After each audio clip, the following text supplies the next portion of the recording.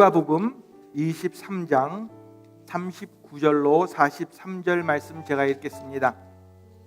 달린 행악자 중 하나는 비방하여 이르되 내가 그리스도가 아니냐 너와 우리를 구원하라 하되, 하나는 그 사람을 꾸짖어 이르되 내가 동일한 정죄를 받고서도 하나님을 두려워하지 아니하느냐.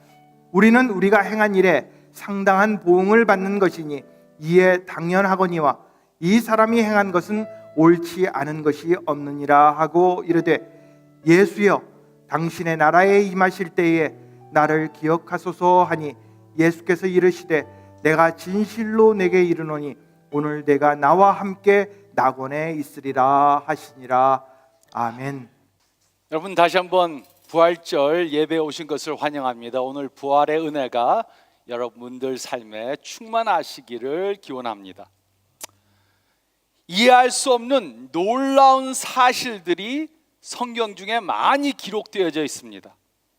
우리가 오늘 읽은 누가복음 23장 말씀을 보면 예수님을 믿을 가망성이 전혀 없이 보이는 사람이 예수님을 믿은 사건이 나옵니다. 이 사람은 십자가와 부활의 진리를 그 누구보다 더 잘 이해하고 믿었습니다. 그 결과 그는 영생의 축복을 받게 되었습니다.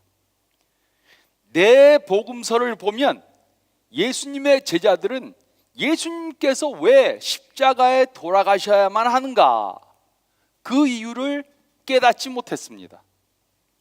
예수님이 하나님의 아들이시면 왜 로마 사람들을 쫓아내고 이스라엘을 통치하시지 않는지 이해할 수 없었습니다.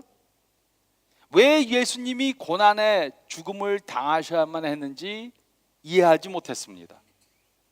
예수님은 십자가를 지셨지만 그의 제자들은 그 이유를 이해할 수 없었습니다.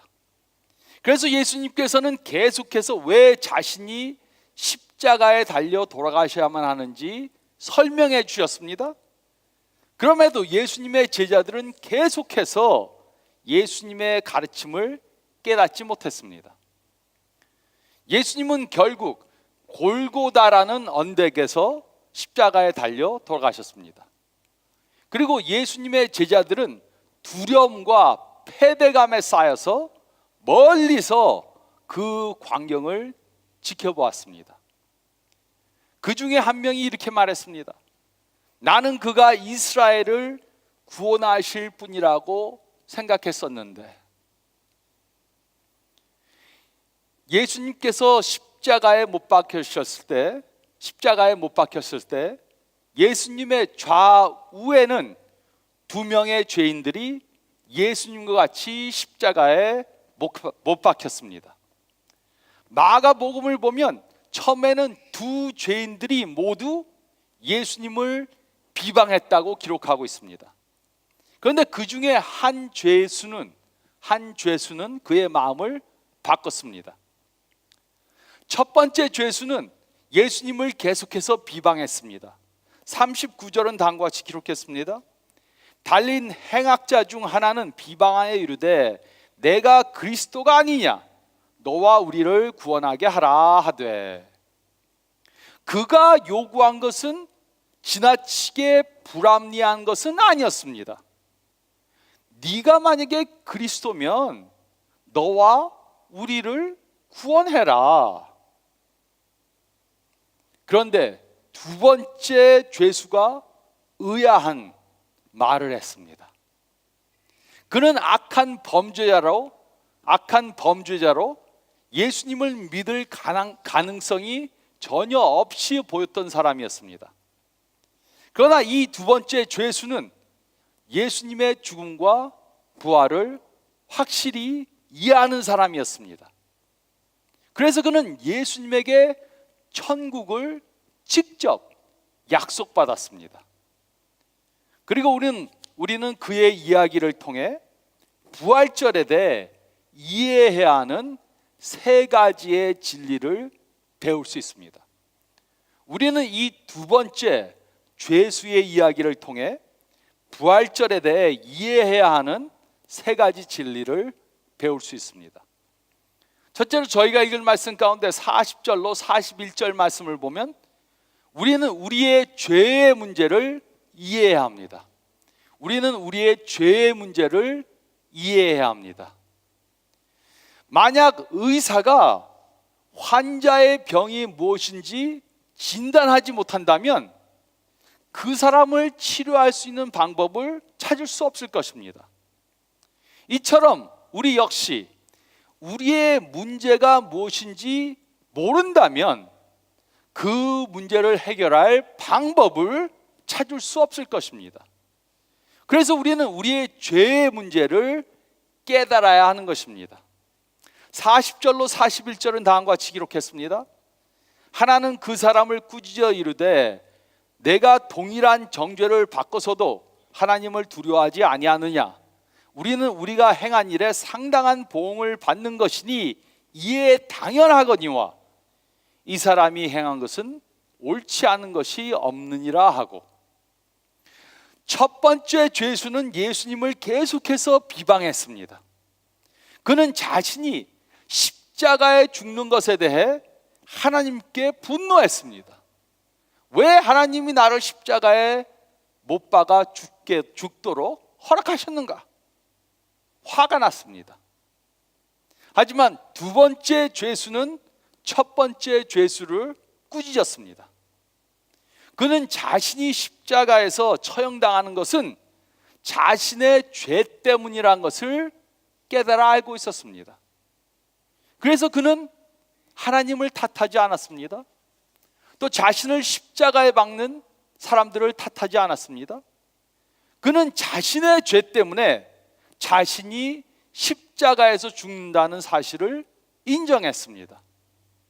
그는 자신이 악한 행위를 해서 상당한 보응을 받는 것이니까 죽는 것이 당연하다고 깨달았습니다.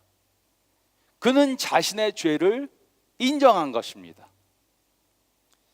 이것이 우리가 부활절을 맞아 이해해야 하는 것입니다. 우리는 우리 안에 있는 죄의 문제를 인정해야 합니다. 우리가 범한 죄의 결과로 어려움을 받는다면 우리는 하나님이나 다른 사람을 탓해서는 안 됩니다. 우리가 우리의 죄의 문제를 인정하지 않으면 우리는 결코 죄의 문제에 대한 해결책을 찾을 수 없습니다. 그러나 오늘날 대부분의 사람들은 남은 다 탓해도 자신은 절대로 탓하지 않습니다. 조상 탓입니다. 부모 탓입니다. 배우자 탓입니다. 자녀들 탓입니다. 정치인들 탓입니다. 회사 탓입니다. 교회 탓입니다. 다른 사람은 다 탓해도 자신의 죄는 인정하려고 하지 않습니다. 이 세상에 문제가 있는 것은 누구의 잘못 때문입니까? 우리의 잘못 때문입니다. 우리 때문에 이 세상에 우리 삶에 문제가 있는 것입니다. 성경은 우리 안에는 세 가지의 죄의 문제가 있다고 말해주고 있습니다. 세 가지의 죄의 문제가 있다. 첫 번째는 육신의 정욕, 둘째는 안목의 정욕, 셋째는 이생의 자랑. 이것들이 무엇입니까? 첫째로 육신의 정욕은 우리의 몸을 즐겁게 하고자 하는 육체적 죄를 말하는 것입니다. 우리 몸을 즐겁게 하고자 하는 죄, 죄적인 성욕, 필요 이상의 식욕, 과한 음주, 마약 복용, 이런 것들은 하나님의 법도를 어기며 우리의 육체를 즐겁게 하고자 하는 것들입니다. 둘째로 안목의 정욕은 우리의 눈에 보이는 것을 취하고자 하는 물질적 죄의 문제를 말하는 것입니다. 좋은 것을 보면 갖고자 하는 욕심이 생깁니다. 좋은 집, 좋은 자동차, 좋은 옷, 이것이 안목의 정욕입니다. 셋째로 이생의 자랑은 자신을 드러내고자 하는 개인적 죄의 문제입니다. 자신을 자랑하고 높이려는 마음이 바로 이생의 자랑입니다. 내가 한국에 있을 때 말입니다. 내가 젊었을 때 다른 사람들은 모르지만 제가 이것을 했었습니다. 자신을 자랑하고자 하는 마음. 누구에게나 이런 죄성들이 있습니다. 이런 죄의 문제를 가지고 있지 않는 사람은 한 명도 없습니다. 그래서 우리는 이런 죄가 있다는 것을 인정해야 합니다. 우리가 죄의 문제를 인정하지 않으면 우리는 죄의 문제에 대한 답을 찾을 수가 없습니다. 두 번째 죄수는 자신의 죄를 인정했기 때문에 문제의 답을 찾을 수 있었습니다. 그래서 이 말씀을 보면 첫 번째로 우리는 우리의 죄의 문제를 이해해야 합니다. 우리는 우리의 죄의 문제를 이해해야 합니다. 그리고 둘째로 41절 상반절 말씀을 보면 둘째로 우리는 하나님의 공의를 이해해야 합니다. 우리는 하나님의 공의를 이해해야 합니다. 41절 상반절은 다음과 같이 기록했습니다. 우리는 우리가 행한 일에 상당한 보응을 받는 것이니 이에 당연하거니와. 이 두 번째 죄수는 자신의 죄에 상당한 보응을 받는 것이 마땅한 것이라고 고백했습니다. 죄를 졌으니까 벌을 받는 것이 당연한 것이다. 그런데 요즘 사람들은 이러한 공의에 대해 이해를 하지 못합니다.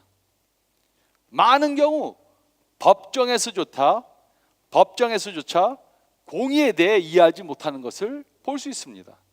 저는 이런 이야기를 종종 듣습니다. 어떤 사람이 살인 미수의 죄를 범했습니다. 그래서 그는 그 죄에 대해 재판을 받습니다. 그의 변호사는 그에게 정신병이 있어서 그 사람은 자기가 무슨 일을 하는지 몰랐다 이렇게 변호합니다. 살인을 하려고 했던 것은 정신병이 원인이었기 때문에 그 사람을 감옥에 보내서는 안 되고 정신병원에 보내서 치료를 받게 해야 한다 이렇게 말합니다. 반면 검사는 이 사람은 정신이 멀쩡한 사람이기 때문에 살인을 하려고 한 죄를 이 사람에게 주어서 이 사람을 감옥에 보내야 된다 주장합니다. 그리고 판사는 변호사의 손을 들어주었습니다. 재판 결과 그 사람은 정신병원에 입원하게 되었습니다. 이제 1년이 지난 후에 변호인은 재판석에 나와서 이렇게 말합니다. 이 사람은 이제 정신병이 다 치료되었으니까 병원에서 나와도 된다 이렇게 주장합니다. 반면 검사는 이 사람은 아직 정신병이 있기 때문에 정신병원에 더 있어야 된다 이렇게 주장합니다. 정신병이 있다고 말하던 변호사는 이제 정신병이 없다고 말합니다. 그리고 정신병이 없다고 말하던 검사는 이제 정신병이 있다고 말합니다. 저는 이러한 얘기를 들으면서 도대체 무엇이 공의인지 잘 이해할 수가 없습니다. 우리는 어떤 경우에 무엇이 의로운 것이고 무엇이 불의한 것인가 이해하지 못할 수 있습니다. 하지만 성경은 명확하게 말해줍니다. 우리가 하나님 앞에 서면 이런 혼동은 없을 것입니다. 하나님께서는 우리를 공의로 심판하실 것입니다. 그래서 우리는 하나님의 공의의 심판을 받을 준비를 해야 합니다. 우리는 하나님 앞에 서서 하나님 그때 제가 좀 정신이 오락가락했었습니다 이렇게 변명할 수 없습니다. 물론 하나님은 사랑이십니다. 그래서 우리를 사랑하셔서 벌하시기를 원하시지 않습니다. 하지만 하나님은 또한 공의로우신 분입니다.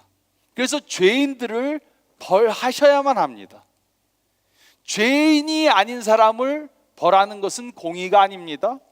하지만 죄인을 벌하지 않는 것은 공의가 아닙니다. 어떤 판사가 죄를 범해서 온 사람을 보니까 자기 친구예요. 그래서 죄를 범한 줄을 알면서도 내 친구니까 그냥 가세요. 감옥에 안 넣겠습니다. 그러면 공의로운 재판관이 아닙니다. 공의는 죄인을 벌하는 것입니다. 그래서 하나님은 우리를 벌하셔야만 합니다. 우리가 죄인이기 때문에. 그러므로 우리는 질문해 봐야 합니다. 나는 하나님의 벌을 받기에 마땅한 사람인가 아닌가? 나는 무슨 죄를 범해서 하나님께 무슨 벌을 받아야만 하는가? 우리는 하나님의 공의를 이해해야 합니다. 그리고 또 세 번째로 41절 하반절에서 43절 말씀을 보면 세 번째로 우리는 구세주의 필요성을 이해해야 합니다. 우리는 구세주의 필요성을 이해해야 합니다. 우리는 우리의 죄의 문제를 이해해야 합니다. 또 우리는 하나님의 공의를 이해해야 합니다. 그리고 우리는 구세주의 필요성을 이해해야 합니다. 41절 하반절과 42절은 다음과 같이 기록했습니다. 이 사람이 행한 것은 옳지 않은 것이 없느니라 하고 이르되 예수여 당신의 나라에 임하실 때 나를 기억하소서 하니, 두 번째 죄수는 자신의 죄의 문제를 바로 이해했습니다. 나는 죄인이다. 그는 또한 하나님의 공의를 이해했습니다. 나는 벌받아 마땅한 사람이다. 그리고 그는 예수님을 통해 자신의 죄의 문제의 답을 찾았습니다. 그는 예수님께서는 아무런 죄도 없는 분임을 믿었습니다. 그리고 예수님께서는 자신의 죄를 사해 주시기 위해 십자가에서 달려 돌아가시고 계신다는 것을 믿었습니다. 그래서 그는 예수님께 나를 기억해 주세요, 이렇게 부탁드린 것입니다. 두 번째 죄수와 같이 우리는 우리의 죄의 문제를 이해하고 하나님의 공의를 이해하고 또 예수님을 통해 죄의 문제를 해결받아야 합니다. 우리는 예수님 때문에 죄의 문제를 해결받을 수 있다는 것을 믿어야 합니다. 우리는 모두가 죄인들입니다. 또 하나님은 공의의 하나님이십니다. 그래서 사랑의 하나님께서는 우리들을 공의로 벌하셔야만 합니다.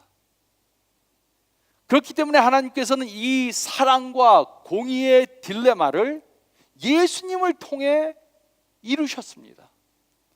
사랑하셔서 우리를 벌하시기 원하지 않지만 공의로워서 우리를 벌하셔야만 합니다.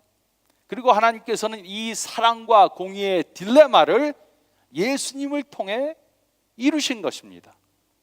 예수님은 아무런 죄를 범하시지 않았습니다. 그럼에도 하나님께서는 예수님에게 우리의 모든 죄들을 옮기셨습니다. 그리고 예수님께서는 우리 대신 우리의 죄를 지시고 십자가에 달려 돌아가셨습니다. 하나님께서는 예수님의 죽음을 통해 우리의 죄를 사해 주시고 하나님의 공의를 해결시켜 주신 것입니다. 그러므로 우리의 죄의 문제의 답은 무엇입니까? 교육을 시킴으로 죄의 문제가 해결됩니까?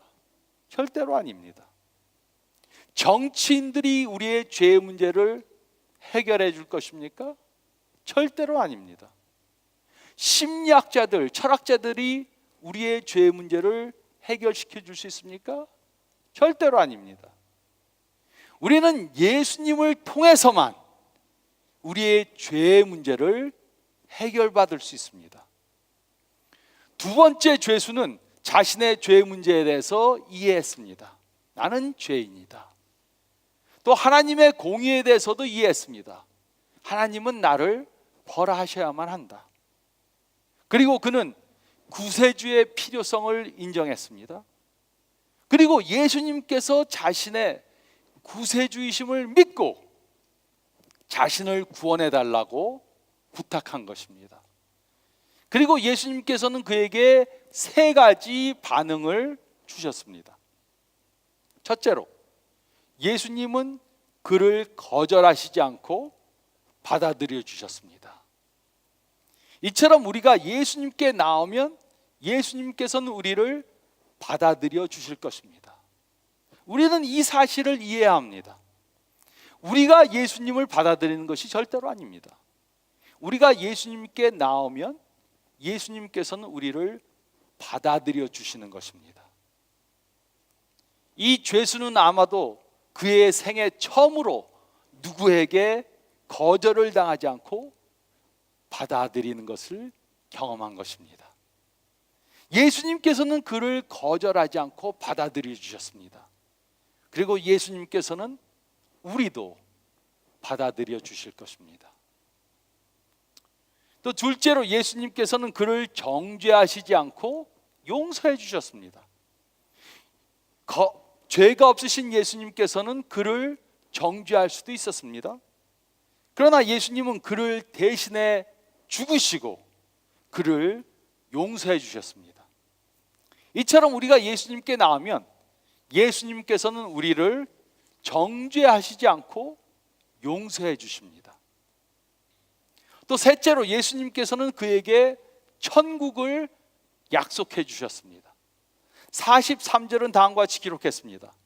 예수께서 이르시되 내가 진실로 내게 이르노니 오늘 내가 나와 함께 낙원에 있으리라 하시니라. 성경의 낙원은 천국 또는 하나님의 나라와 같은 뜻으로 사용되었습니다. 그러므로 이 죄인은 예수님을 통해 천국에서 사는 영생을 선물로 받은 것입니다. 이것은 그가 무슨 선행을 해서가 아닙니다. 천국은 예수님께서 그에게 주신 선물입니다. 이 죄인과 같이 우리도 예수님 때문에 천국을 선물로 받을 수 있습니다.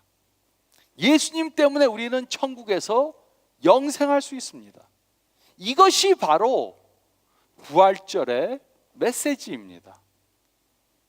우리도 언젠가 죽음을 맞게 될 것입니다. 모두가 다 한 번은 죽게 되어 있습니다. 하지만 죽음은 우리의 끝이 아닙니다.